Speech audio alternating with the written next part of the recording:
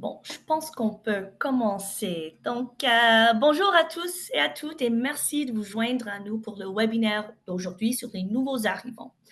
Moi, je m'appelle Yaminat Salamlal, je suis directrice des études spécialisées chez Léger et je présente ce webinaire avec ma collègue Afaf El Hadiwi, directrice de recherche en affaires publiques. Ce matin, nous allons présenter la deuxième vague de notre étude sur les nouveaux arrivants. Certains d'entre vous savent peut-être que la première vague, publiée au printemps dernier, portait sur les finances et les assurances. Dans cette deuxième vague, nous nous concentrons sur les nouveaux arrivants et le commerce de détail.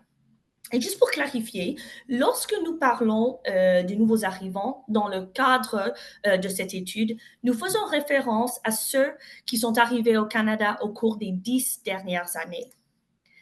Quelques informations sur le déroulement du webinaire aujourd'hui.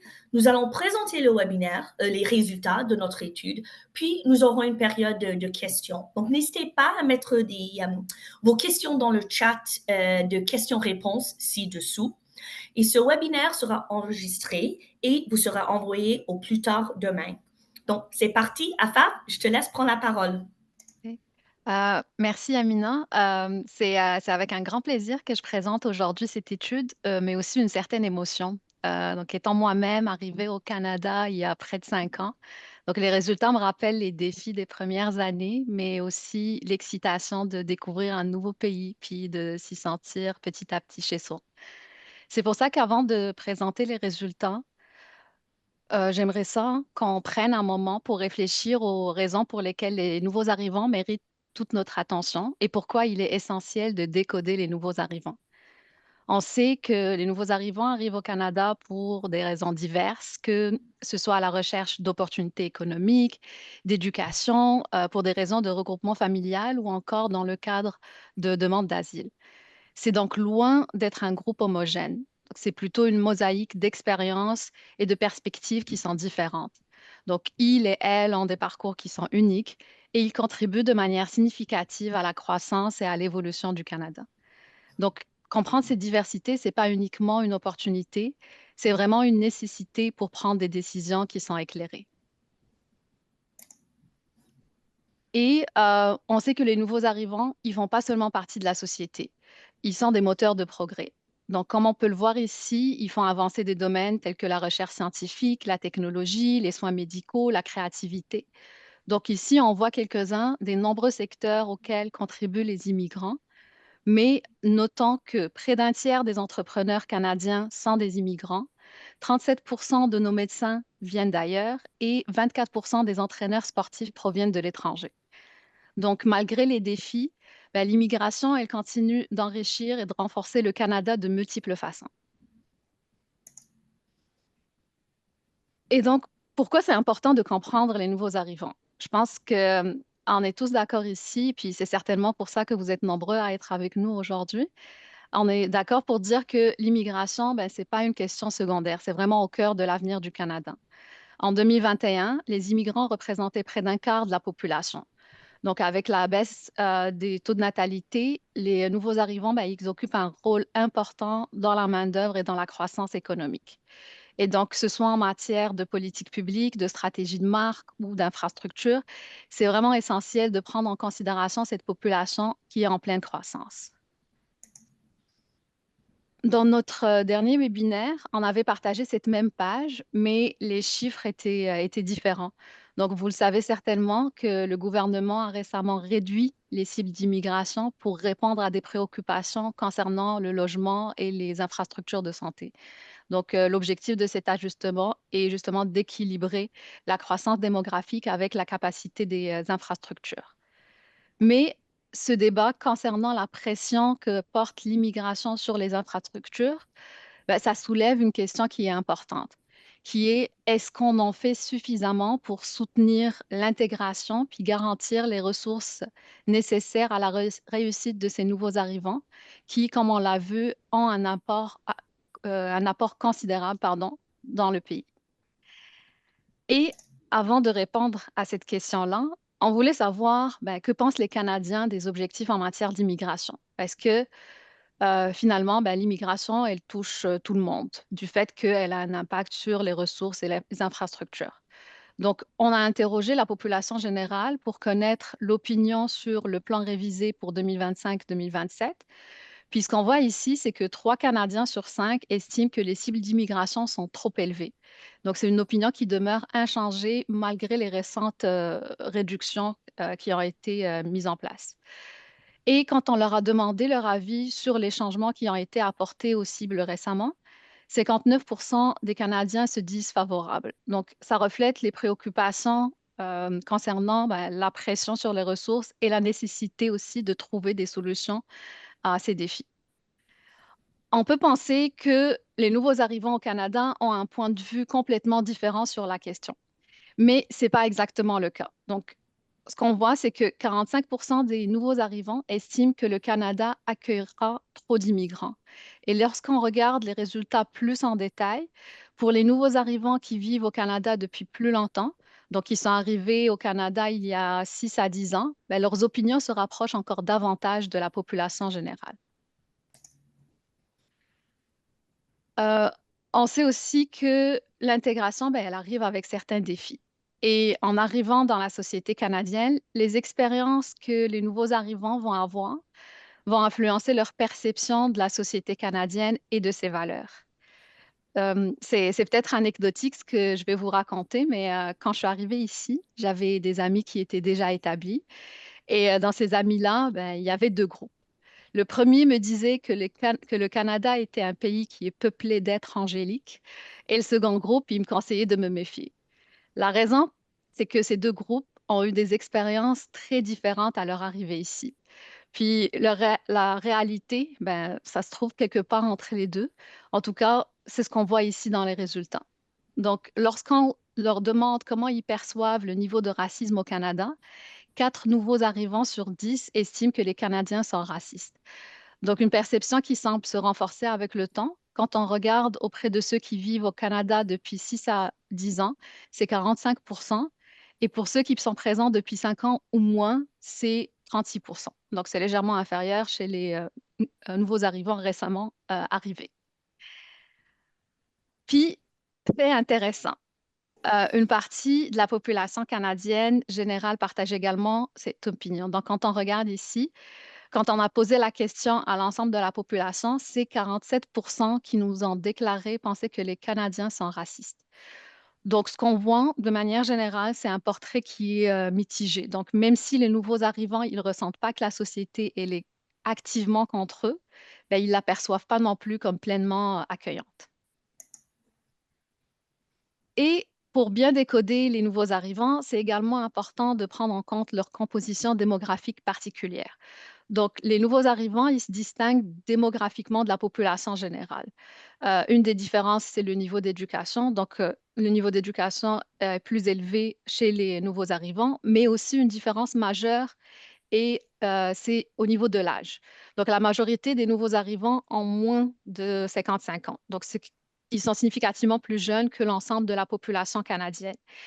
Et ce profil qui est plus jeune, ben, ça a des implications importantes sur les politiques publiques et sur les offres commerciales des entreprises, puisque les immigrants, du fait qu'ils sont plus jeunes, ben, vont avoir des besoins différents et ils vont faire face à des défis qui sont spécifiques en comparaison avec les Canadiens plus âgés. Avant de passer aux résultats de la deuxième édition de notre étude, on va faire durer le suspense un peu plus longtemps, puis revenir brièvement sur quelques enseignements de la première édition qu'on a menée en avril. Donc, dans cette édition-là, on avait exploré, entre autres, les parcours des nouveaux arrivants et leur situation financière. Le premier résultat sur lequel on voulait revenir, c'est cette statistique qui a fait la une des journaux lorsqu'on a publié la première version de l'étude. Et ça a été aussi le principal constat qui a été retenu par les médias. C'est aussi une des premières choses que les nouveaux arrivants vont remarquer à leur arrivée. Le Canada est plus cher que ce qu'ils avaient prévu et près de la moitié d'entre eux le trouvent significativement plus cher. Donc, cet écart entre les attentes et la réalité, ben, ça laisse souvent les nouveaux arrivants mal préparés aux défis financiers qu'ils vont rencontrer et ça rend leur adaptation encore plus difficile. Aussi, on a vu lors de la précédente édition que devenir financièrement autonome, ben, c'est un parcours qui peut prendre un certain temps. En moyenne, il faut 20 mois aux nouveaux arrivants pour parvenir à cette autonomie financière, c'est-à-dire être capable de couvrir toutes les dépenses de subsistance, telles que le logement, la nourriture, les soins de santé, les transports, et ça sans avoir recours à une aide financière extérieure. Donc, ça montre encore une fois la résilience qui est nécessaire à l'intégration des nouveaux arrivants, puis les défis qu'ils rencontrent quand ils veulent s'adapter à ce nouvel environnement. Donc, après cette mise en contexte, puis ce rappel des constats de l'étude précédente, on arrive à ce que vous attendez certainement tous, les résultats de l'étude 2.0. Donc, un petit rappel méthodologique. Donc, notre méthodologie a consisté en un sondage en ligne d'environ 2100 immigrants récemment arrivés au cours des 10 dernières années. Donc, ce qui nous a fourni une base solide pour nos analyses. Comme pour la première version de l'étude, nos données ont été collectées via notre panel interne Léo, qui nous permet de cibler des sous-populations spécifiques comme celle-ci. La collecte s'est déroulée en septembre et octobre de cette année.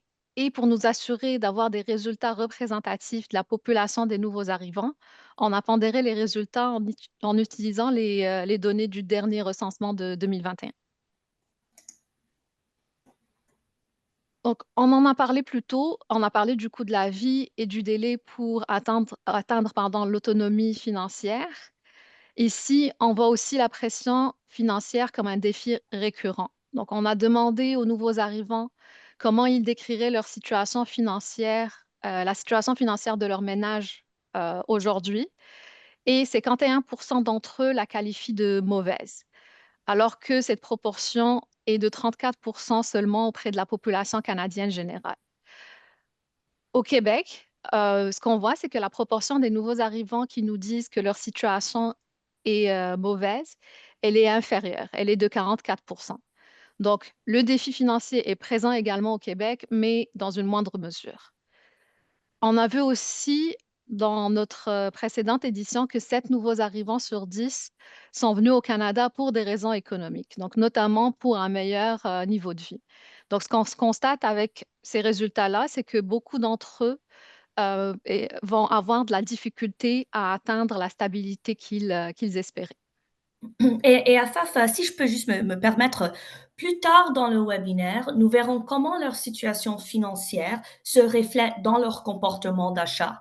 Les nouveaux arrivants préfèrent les magasins à rabais et les programmes de fidélisation pour économiser.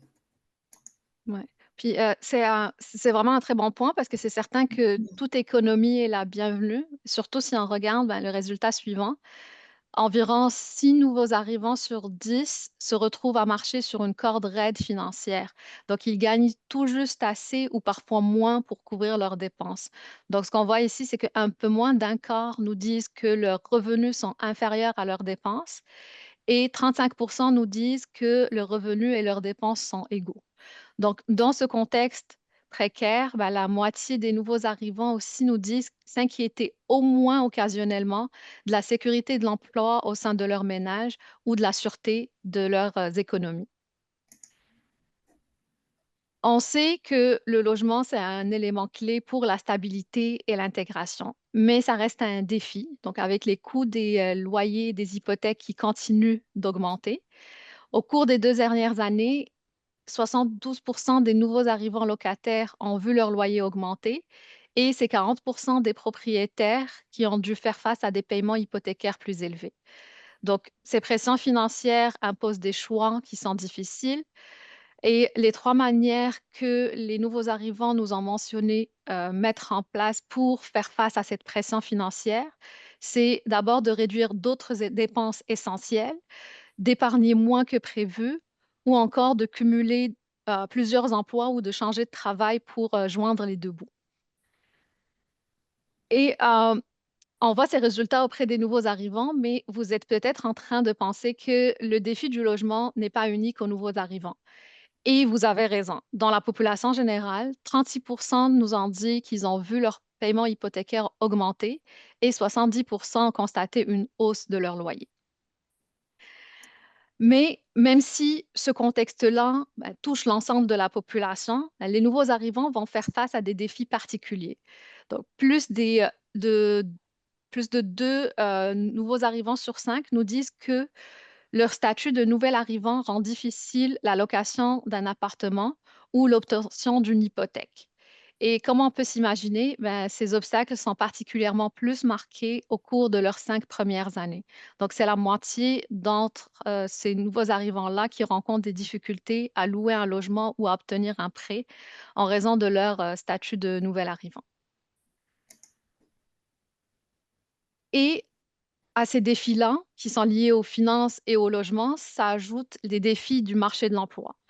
Ce qu'on voit ici, c'est que 60% des nouveaux arrivants nous disent que leur statut rend plus difficile l'obtention d'un emploi et 55% que ça rend plus difficile le fait d'avoir un salaire qui est comparable pour leur rôle. Pour ajouter un contexte supplémentaire à ces données-là, selon Statistique Canada, en 2019, les nouveaux arrivants gagnaient en moyenne 20% de moins que leurs homologues qui sont nés au Canada en termes de revenus hebdomadaires. Si on voit la situation au Québec, on constate que ces défis sont présents également, mais encore une fois, dans une moindre mesure. Donc, on a 42% qui nous disent que leur statut de nouvel arrivant rend difficile l'obtention d'un emploi au Québec et 34% qui nous disent que cela rend difficile d'obtenir un salaire comparable pour leur rôle.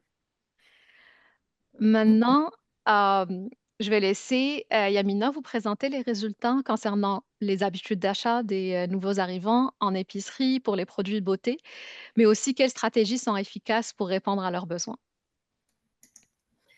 Merci beaucoup, Afaf, pour ton analyse et pour avoir partagé un peu de ton expérience en tant que nouvelle arrivante. Donc, nous allons maintenant passer à la nouvelle section consacrée au commerce de détail dans cette étude. Nous aborderons le commerce de détail dans son ensemble, donc globalement, ainsi que les épiceries et les détaillants de beauté et de soins personnels. Nous parlerons également des programmes de fidélisation. Notez bien que ces données sont représentatives du Canada dans son ensemble. Lorsque des différences existent au Québec, nous les identifions. De plus, notez bien que même si vous n'êtes pas un détaillant d'épicerie ou de produits de beauté, les conclusions de cette section pourraient s'appliquer à divers secteurs, car la plupart des résultats reflètent des tendances générales chez les nouveaux arrivants, mais dans leur comportement d'achat. Mais commençons par les épiceries. Compte tenu des réalités économiques que nous venons de discuter, il n'est pas surprenant que les nouveaux arrivants se tournent vers les magasins à rabais.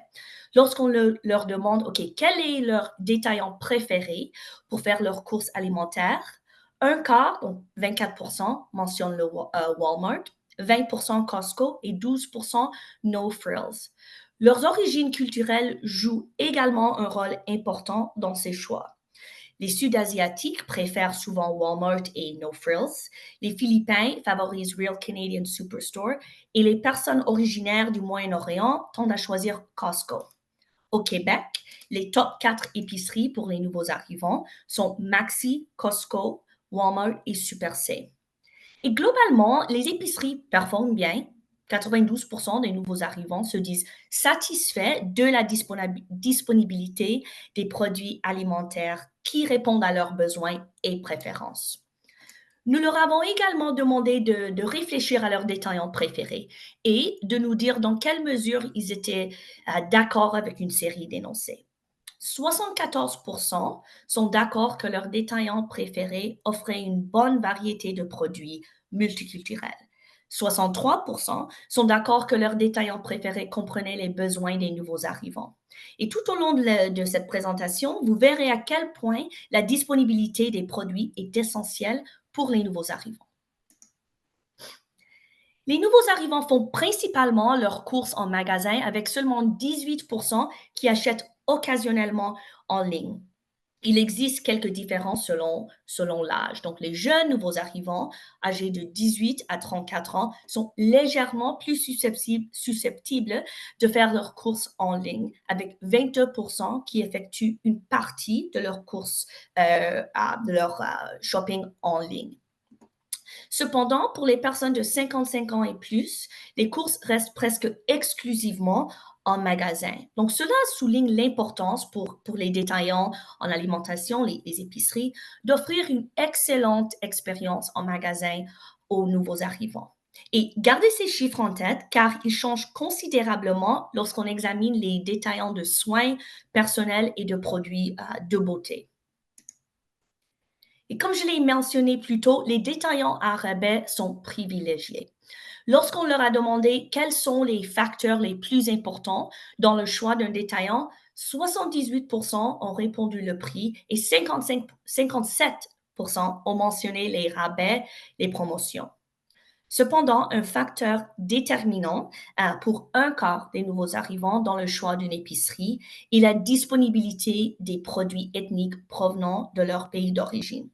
Donc, cela souligne l'importance des produits ethniques dans leur vie et montre que les liens culturels restent essentiels pour eux, même après avoir déménagé dans un nouveau pays. Nous leur avons également demandé de nous donnez-nous des conseils. Comment les détaillants peuvent-ils attirer les nouveaux arrivants? Voici ce qu'ils nous ont répondu. Les programmes de fidélisation. Plus de la moitié déclarent que cela attirerait les nouveaux arrivants. Et de manière intéressante, le même nombre ont suggéré que les nouveaux arrivants seraient attirés par les épiceries proposant des produits multiculturels. Alors, comment les détaillants s'en sortent-ils dans ce domaine? Eh bien, comme je l'ai mentionné plus tôt, nous savons que lorsque les nouveaux arrivants décrivent leurs détaillants préférés, trois quarts d'entre eux affirment que c'est en partie parce qu'il offre une bonne variété de produits multiculturels. Cependant, un peu plus de la moitié, donc seulement un peu plus de la moitié, estime que le personnel connaît bien ces produits. Donc, cela montre que bien que les épiceries soient sur la bonne voie, il reste encore des améliorations à apporter pour optimiser l'expérience. L'un des moyens d'y parvenir est que les employés comprennent les besoins de la communauté et connaissent les produits qui sont les plus souvent achetés par les nouveaux arrivants. J'avoue que pour la plupart d'entre nous, la nourriture, c'est un élément important de notre culture. Pour ma part, mes premiers souvenirs alimentaires occupent une place importante dans mon identité. Et c'est la même chose pour les nouveaux arrivants. Les liens culturels restent importants pour les nouveaux arrivants, même dans les allées d'épicerie, avec 61% affirmant que leur bagage culturel influence leurs décisions d'achat. Donc, dans ce contexte, il est aussi essentiel de se rappeler que les nouveaux arrivants ne forment pas un groupe homogène. Les différentes origines culturelles doivent être prises en compte lors de l'élaboration des stratégies commerciales ou de communication. Et l'une des façons de le faire est de montrer comment vous vous êtes adapté à leurs besoins. 40% des nouveaux arrivants, en particulier les minorités visibles, recherchent activement des épiceries adaptées aux nouveaux arrivants. De plus, environ 3 sur 10 accordent de l'importance à la présence du personnel issu de leur propre communauté. Cependant, un peu plus de la moitié seulement estiment que le personnel dans leur épicerie préférée offre un service respectueux des sensibilités culturelles. Donc, considérez l'importance de vos employés dans la création d'une expérience client pour les nouveaux arrivants qui surpasse celle de la concurrence. Et comme j'ai mentionné tantôt, on s'entend que la nourriture avec les ingrédients, les épices spécifiques peuvent vraiment nous faire du bien. C'est réconfortant, surtout quand on est dans un nouveau pays. Je peux vous dire que je le vois dans ma propre famille. Quand mon père voit certains fruits qu'il mangeait dans son pays d'origine, il est prêt à payer n'importe quel prix pour en profiter. Et il n'est pas le seul. Un impressionnant 92% des nouveaux arrivants ressentent des émotions positives lorsqu'ils trouvent des produits de leur pays d'origine. Donc, comme vous voyez, les épiceries jouent un rôle clé dans l'expérience canadienne des nouveaux arrivants et le fait de les connecter à leurs racines culturelles améliore leur perception du magasin. Mais les épiceries ont encore du progrès à faire en ce qui concerne leur offre de produits. 2 sur 5, donc 44% des nouveaux arrivants, ont toujours du mal de trouver des articles répondant à leurs besoins culturels ou alimentaires, notamment des aliments, des épices et des sauces. Donc, encore du travail à faire. Bon, OK, je commence à avoir faim, alors passons à un autre type de détaillant. Les détaillants des produits de beauté et de soins personnels. Tout comme les goûts en matière de nourriture, les préférences pour les produits de beauté peuvent varier et être influencées par notre culture et nos origines. Dans la section consacrée à la beauté, vous verrez qu'il existe à la fois des similitudes et des différences subtiles par rapport à ce que nous avons observé dans la catégorie des épiceries. Lorsqu'on leur demande quel est leur détaillant préféré pour les soins personnels ou les produits de beauté, Shoppers Drug Mart ou Pharmaprix au Québec arrive en tête avec 26%. Si l'on inclut leur boutique beauté spécifique, Pharmaprix capte plus du tiers du marché à 38%. Sephora, les épiceries et Amazon sont d'autres alternatives dans cette catégorie. Les top 4 au Québec, ou pardon, les top 5 sont Jean Coutu, Pharmaprix, comme dans le reste du Canada, Amazon, et Sephora et Yves Rocher sont en égalité en cinquième position. Lors du choix d'un détaillant de soins personnels ou de produits de beauté, le prix est le critère le plus important, suivi de la qualité des produits et des rabais et des promotions. Point important pour les détaillants. Démographiquement, l'origine ethnique influence le choix de détaillants de soins personnels ou de beauté. Les personnes d'origine sud-asiatique, philippines et noires accordent davantage l'importance à la disponibilité des produits à leur type de peau.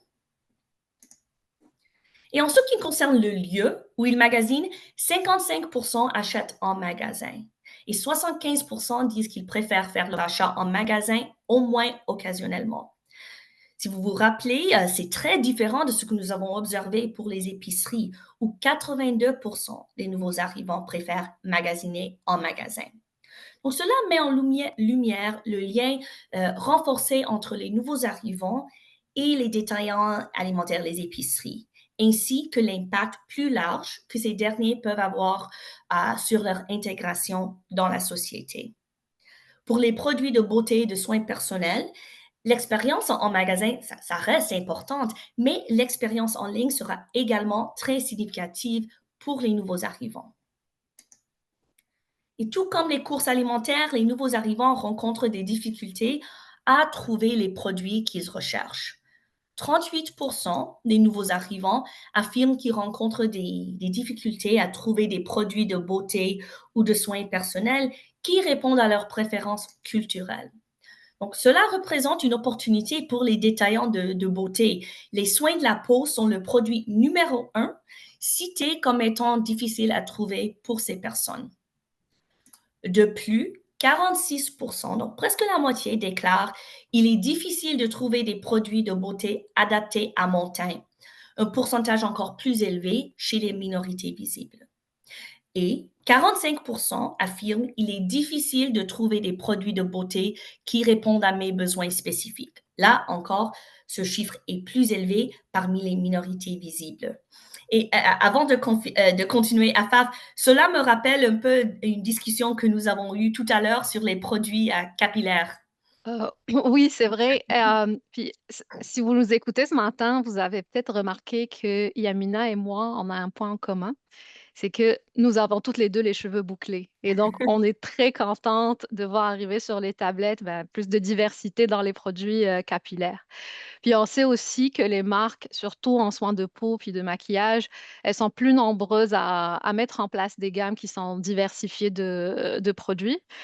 En tout cas, moi, ça me rend très contente. Puis, de mon côté, j'en ai essayé quelques-unes. Oui, moi aussi, absolument, Afaf. Et c'est un bon exemple de l'importance pour les détaillants d'écouter et de répondre aux besoins diversifiés de leur clientèle. Cela dit, continuons avec la suite du webinaire. Donc, maintenant que nous connaissons l'expérience d'achat des nouveaux arrivants, comment pouvez-vous vous adresser à eux?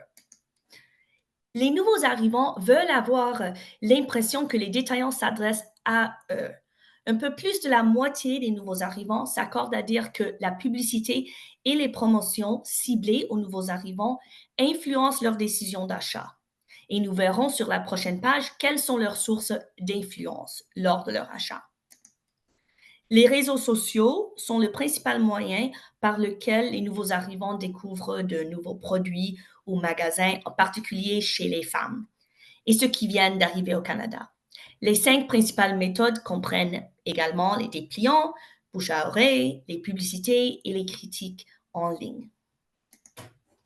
Et comme tous les Canadiens, les nouveaux arrivants, surtout dans ce contexte économique, les nouveaux arrivants ont adapté des programmes de fidélisation. 96% disent être membres d'au moins un programme. Plus de la moitié des nouveaux arrivants, 54%, affirment qu'un programme de fidélité est un moyen efficace pour attirer cette population.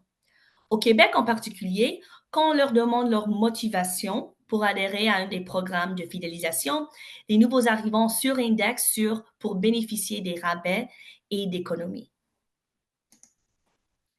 Et nous pouvons voir dans quelle mesure les programmes de fidélité influencent le choix des nouveaux arrivants quant à leur lieu d'achat.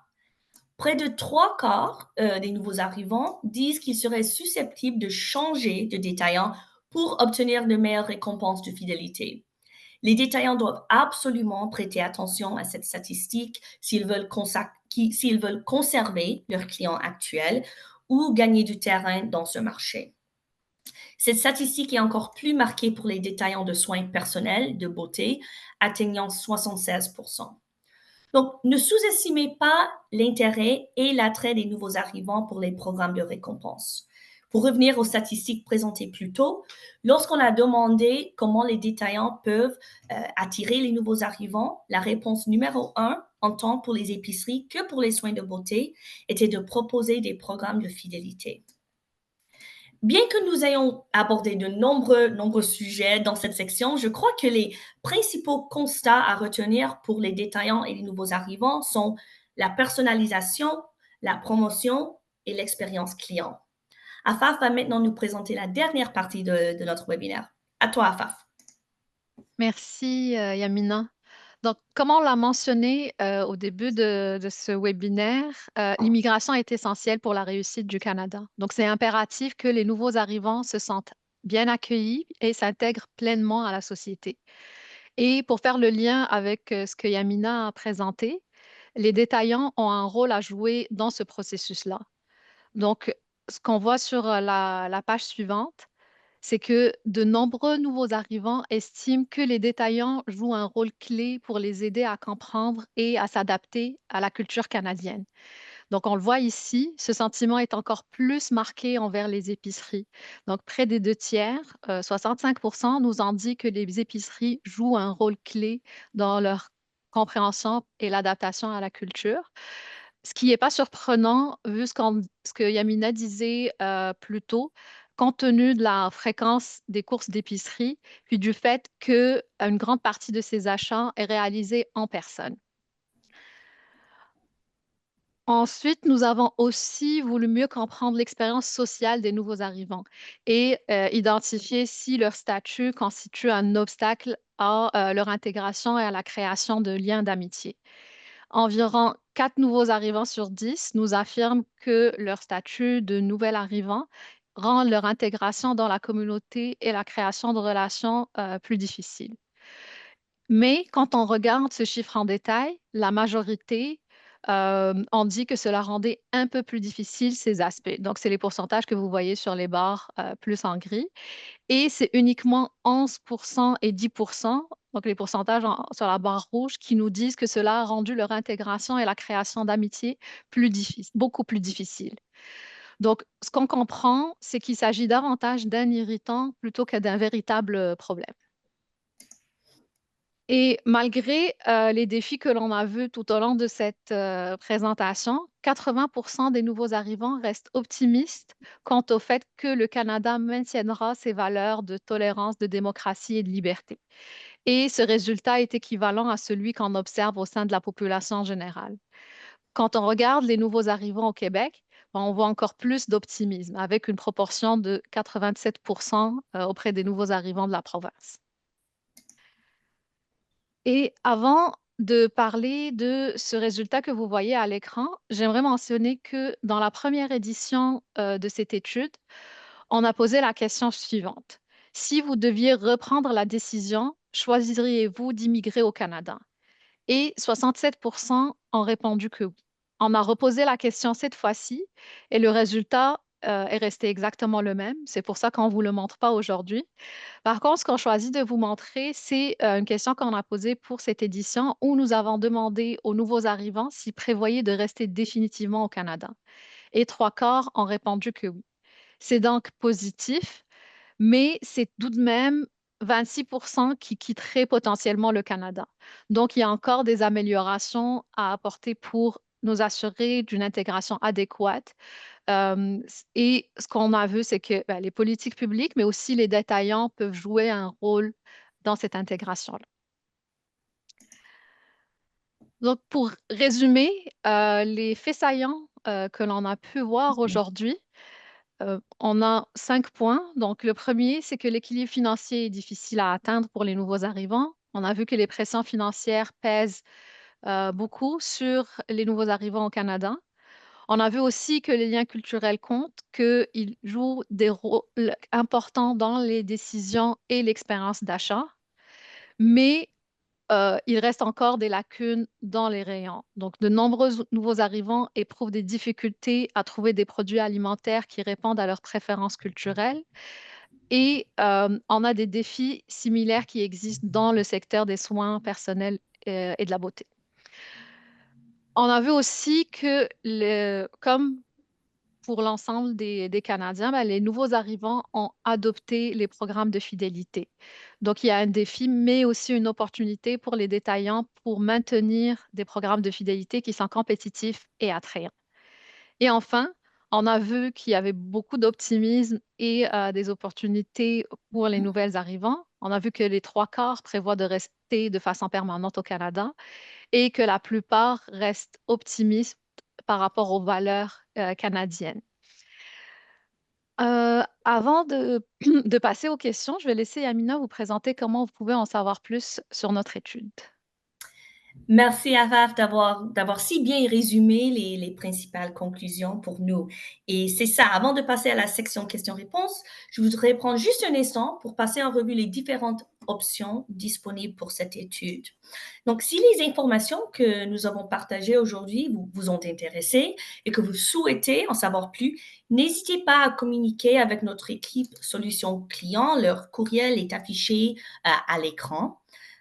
Pour vous donner une idée, nous vous présentons 3 façons de recueillir des informations sur les nouveaux arrivants au Canada. Donc, première option, vous pouvez acheter notre rapport syndiqué à faible coût pour obtenir une analyse complète avec de nombreuses autres questions croisées par tous les principaux segments démographiques. Après tout, nous n'avons pas pu partager toutes nos données dans ce cours webinaire et le rapport complet est environ 150 pages et contient des faits saillants détaillés. Deuxième option, c'est une étude personnalisée.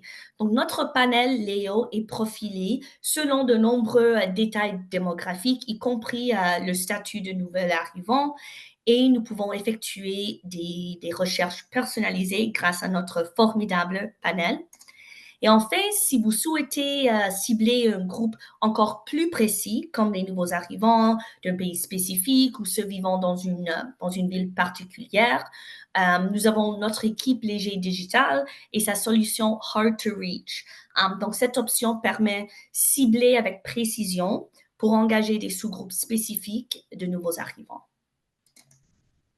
Maintenant, Afaf et moi allons répondre à vos questions. Donc, n'hésitez pas à les poser dans la boîte de discussion en bas des questions-réponses.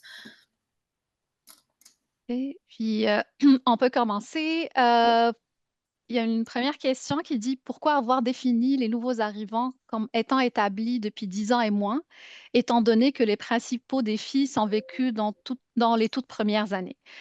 C'est certain, puis on le voit dans les résultats, que on va dire, les personnes qui sont arrivées depuis 5 ans et moins ben, vivent plus de défis ou vivent les défis dans une plus grande mesure que ceux qui sont là depuis 6 ans et plus. Mais il reste que même ceux qui sont établis depuis 6 ans et plus, puis on le voit dans les résultats, ben, ils font encore face à des défis.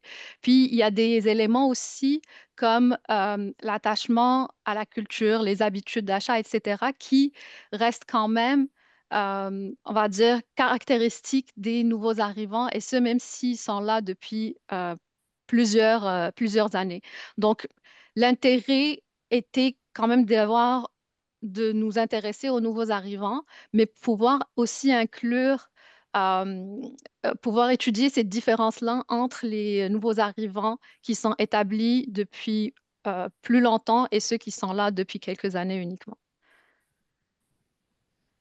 Euh, ensuite, on a une autre question qui dit: Bonjour, les médias sociaux semblent être un canal important. Avez-vous plus de détails sur quels médias sociaux sont utilisés? Je ne sais pas, Yamina, si tu veux répondre Oui, à ça. oui, donc dans cette étude, non, mais je vous invite à assister au webinaire en décembre par Légie Digital. Là, on aura toutes les données croisées par une variété de de dimensions sociodémographiques. Puis là, on aura un breakdown par type, par plateforme. Mm. Ensuite, on a une question en anglais que je vais traduire Live. live, Oui. exactement. Donc, dans cette étude, les petites épiceries ne sont pas représentées, mais les immigrants semblent acheter plus auprès de ces épiceries. Pourquoi de plus en plus dans ces épiceries? Quelle serait la raison pour cette tendance? Oui, donc dans l'étude complète, donc dans l'analyse complète, vous aurez vraiment un breakdown de tous les lieux d'achat qui inclut, entre autres, des épiceries du quartier. Oui. Donc, ce n'était pas montré dans notre webinaire parce que ça ne scorait pas au même niveau que Maxi ou un Super C. Parfait. Euh, Ensuite, avez-vous des données concernant la relation des nouveaux arrivants et les services publics Canada, enfin, les services publics au Canada et au Québec? C'est pas quelque chose qu'on a couvert dans cette étude, mais c'est un point intéressant qu'on pourra garder en tête pour les prochaines éditions. Oui, effectivement, Raph. Ensuite, on a une question. Diriez-vous qu'en commerce de détail, les nouveaux arrivants ont plus ou moins tendance à magasiner auprès des bannières provenant de leur pays d'origine? Donc, nous n'avons pas nécessairement la réponse à cette question dans nos données, ce n'était pas couvert, mais en même temps, on peut dire qu'on a vu et on a discuté un peu lors du webinaire que on aime voir les employés qui viennent de notre communauté. Donc, même si ce n'est pas nécessairement une bannière de leur pays d'origine, quand on voit que dans leur communauté, dans l'épicerie, il y a des gens qui viennent de leur communauté, ça a un impact positif sur l'expérience client dans ce magasin. Ensuite, avez-vous analysé les habitudes de consommation avec la pratique des sports d'hiver? Pas dans cette étude, mais je vais prendre ça en note peut-être pour la prochaine vague. Mhm. Ensuite, une question concernant les produits de beauté. Donc, pour les produits de beauté, comment on peut mieux adopter l'offre des produits de soins de la peau pour mieux accommoder les nouveaux arrivants? Bon, mais premièrement, c'est la diversité des produits et en même temps, je crois que nous avons mentionné ça un peu pendant le webinaire. Puis, il y a d'autres données à analyser dans le rapport complet. Vous pourriez voir, encore une fois, par origine culturelle, par âge, par genre. Mais je dirais, pour mieux accommoder les nouveaux arrivants, c'est vraiment la diversité de produits en termes de type de peau, type de cheveux, comme moi et Afaf, et teint de peau. Parce qu'on a vu historiquement le succès des marques et des entreprises qui offrent des produits pour tous les types de peau. Là, ils ont eu beaucoup, beaucoup de succès. Puis, je sais que vous connaissez déjà les marques, je ne vais pas les mentionner, mais c'est ça. Donc, vraiment des options et aussi l'expertise de vos employés qui comprennent que certains produits marchent mieux pour certains types de peau ou encore une fois type de cheveux. Mm. Puis si je peux rajouter à ça, Mhm, dans mon expérience personnelle, trouver le produit dans le bon temps, c'est vraiment le parcours du combattant. Donc, c'est sûr que avoir une plus grande diversité puis une plus grande gamme, ça serait vraiment très apprécié. mhm. Euh, Ensuite, une question, est-ce que cette étude va être longitudinale pour voir ce qui se passe avec l'optimisme une fois que l'hiver passe? Euh, on a mené l'étude en avril, puis on l'amène aujourd'hui, donc on est capable de comparer les résultats sur certains éléments. On voit que pour ce qui est du niveau d'optimisme, on l'a mesuré surtout par rapport euh, aux valeurs canadiennes. Puis ça reste quand même assez stable. Mais c'est un point très intéressant. On pourra en voir au fil des années avec les éditions comment évoluent, s'il y a vraiment des tendances saisonnières, disons, Mhm, euh, mhm, dans les résultats. effectivement. Ensuite, il y a une question, ces données sont au Québec ou au Canada?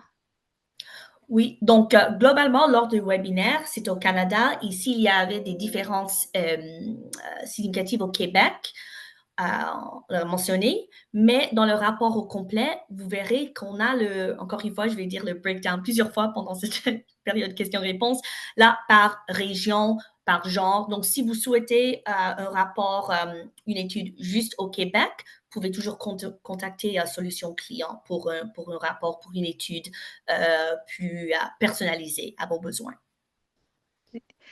Euh, Est-ce que cette étude couvre le secteur financier assurance? Donc, notre dernière vague, donc en printemps 2024, couvre le secteur finance, les assurances, leur comportement, leur optimisme, leur perception de l'économie au Canada. Donc, si vous souhaitez avoir cette étude, vous pouvez contacter Solutions Clients à Léger. Ensuite, est-ce que les nouveaux arrivants préfèrent être servis par des gens de leur origine? Donc, pas nécessairement qu'ils préfèrent, mais cela a un impact positif, on a vu dans les données, d'être servis par les gens de leur communauté. Donc, c'est un élément, c'est pas nécessairement la priorité, mais ça peut améliorer l'expérience client quand les nouveaux arrivants se sentent un peu chez eux. Il y a un sens d'appartenance quand on voit quelqu'un de notre communauté dans les épiceries. Ensuite, une question, enfin plutôt un commentaire. Il serait intéressant de connaître les résultats de votre recherche comparables dans des pays comme la France, la Grande-Bretagne ou les États-Unis. Hmm, Je suis à peu OK. près certain que le Canada ferait très bonne figure. Et comme on le dit souvent, quand on compare, on se console. Mais sur ce point-là, c'est sûr qu'on n'a pas fait l'étude dans les autres pays, mais pour certaines des questions de cette édition-là, on a demandé à nos répondants de comparer à la situation aux États-Unis, par exemple. Puis les Oui. chiffres sont effectivement très intéressants. Mais ça figure dans le rapport plus détaillé. Mhm. Euh, Quels sont les restaurants de restauration rapide préférés des nouveaux arrivants? Est-ce que c'était dans votre étude? Donc, c'était pas couvert dans notre étude, mais encore une fois, on va prendre ça en note peut-être pour la prochaine vague de cette étude. Parfait. Puis une autre question que je vais traduire OK. live aussi. Dans l'étude au complet, est-ce que vous avez observé un impact de l'augmentation des prix sur les immigrants récents? Il semble que les immigrants récents sont moins affectés par l'augmentation de prix, euh, vu qu'ils n'ont pas connu les Mmh. prix plus faibles précédemment. Mmh. Euh, on n'a pas sondé sur la perception par rapport à l'augmentation de prix, parce Mmh. qu'effectivement, pour certains nouveaux arrivants, il n'y a pas l'historique pour pouvoir comparer. Par Mmh. contre, on sait que ils trouvent que le Canada est plus cher en comparaison avec leurs attentes à eux. Donc, Mmh. certainement, Je dirais pas que ça a pas un effet, ben, ça a un effet parce que ça renforce encore plus cette perception que le Canada est plus cher, même s'ils n'ont pas conscience ou ils ne savent pas c'est quoi les niveaux de prix qui étaient pratiqués auparavant. Ensuite, est-ce que la langue de service a un impact dans leur appréciation d'une bannière? Ah oui, encore une fois, genre comme quelqu'un avait déjà posé la question sur les employés venant de leur communauté, je pense que ça améliore l'expérience client et pour les magasins, c'est ça vraiment une priorité. Donc, c'est pas nécessairement priorité numéro un, mais ça peut améliorer l'expérience. Ensuite, bonjour et merci pour cette belle présentation. Ben, merci. Je vous suis depuis le Nord. Je voudrais savoir si l'étude a tenu compte des immigrants vivant dans nos territoires, Nunavut, Yukon et territoires du Nord-Ouest. Merci. Euh, Cette étude, ben, elle tient en compte des immigrants vivant dans l'ensemble des provinces et des territoires. Maintenant, étant donné que la proportion des nouveaux arrivants qui sont dans ces territoires, ben, elle est plus faible en comparaison avec le reste avec les différentes provinces, ben, ils sont représentés aussi de manière plus faible. Donc, on n'en a pas beaucoup dans notre échantillon, mais ils sont représentés dans l'étude. Mhm. Donc, est-ce que cette étude contient de l'information sur les nouveaux arrivants et les commerces de télécommunications? Donc, pas dans cette étude, parce qu'on a concentré sur les épiceries et les détaillants de soins personnels, mais en même temps, on a aussi les données sur globalement l'expérience en magasin. Donc, je pense que vous pouvez toujours retenir des constats globalement sur l'expérience client et en commerce de détail de ces données. Donc, dans le rapport complet, vous pourriez voir qu'il y a beaucoup de données sur juste l'opinion et la perception du commerce de détail au Canada auprès des nouveaux arrivants. Ensuite, quels sont les principaux obstacles rencontrés par les nouveaux arrivants en matière de location de logement? Prévoyez-vous une étude là-dessus? Ce qu'on a vu déjà dans ce qu'on a posé comme question pour cette édition, c'est que effectivement, il y a des défis particuliers que les nouveaux arrivants rencontrent du fait de leur statut pour pouvoir louer un appartement. Puis on a vu aussi qu'ils subissent l'augmentation des prix de location. Donc ça, c'est déjà les données que l'on a pour l'instant, puis qu'on a pu, où on a pu voir les obstacles qui sont rencontrés par les nouveaux arrivants sur ce point-là. Euh, Alors, qu'en est-il des nouveaux arrivants installés, devenus citoyens qui ont réussi, soit en s'achetant une propriété ou en ayant des hautes études et bons salaires? Serait-ce envisageable d'étudier ce qui diffère d'un migrant qui réussit et celui qui est dans un cycle de situation précaire? C'est certain qu'avec le rapport détaillé, on peut aller creuser plus sur les différentes habitudes puis perceptions Mhm. des nouveaux arrivants selon s'ils sont propriétaires ou non, leur niveau d'éducation, etc. Donc, c'est quelque chose qui, qui est, on va dire, disponible dans le rapport détaillé. Puis s'il y a un besoin d'aller creuser plus, ben, vous pouvez toujours nous contacter, puis ça nous fera plaisir de répondre à vos questions, enfin de voir les solutions pour répondre à votre question. Donc, je pense que c'était Oui, je la pense qu'il nous dernière reste. question. Oui. Bon, alors, bon, s'il nous reste plus de questions, bon, il est presque 10 heures, donc nous allons vous laisser partir et peut-être commencer votre journée. Donc, au nom de Léger, nous vous remercions d'avoir assisté à notre webinaire. Passez une excellente journée. Merci.